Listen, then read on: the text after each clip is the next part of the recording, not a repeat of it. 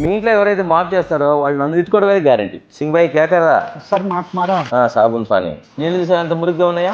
మీరు దీంట్లోనే మాఫ్ చేసి దీంట్లోనే మళ్ళీ కడుగుతున్నారు మాపు. కొంచెం ఇంకా అప్లై చేస్తా ఉన్నాం. ఎప్పుడైనా 2 బకెట్లు పెట్టుకోవాలి. ఒక బకెట్ లో నీళ్లు మురికి ఉంచుకోవడానికి, ఇంకో బకెట్ లో మనం వాడే సొల్యూషన్. ఎప్పుడైనా క్లీనింగ్ ఏజెంట్ కి వాటర్ యాడ్ చేయాలి. వాటర్ క్లీనింగ్ ఏజెంట్ కాదు, సొల్యూషన్ తోటి కాలు మీద పెట్టుకొని సపోర్ట్ కి ఇలా లైట్ గా స్క్వీజ్ చేయాలి. This is the size of mop stick.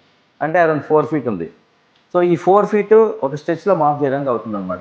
8 వేసినట్టున్నారు. 8 ఈ మాప్ని ఫ్రెష్ వాటర్ ఉంది కదా, ఈ ఫ్రెష్ వాటర్లో క్లీన్ చేసుకోవాలి.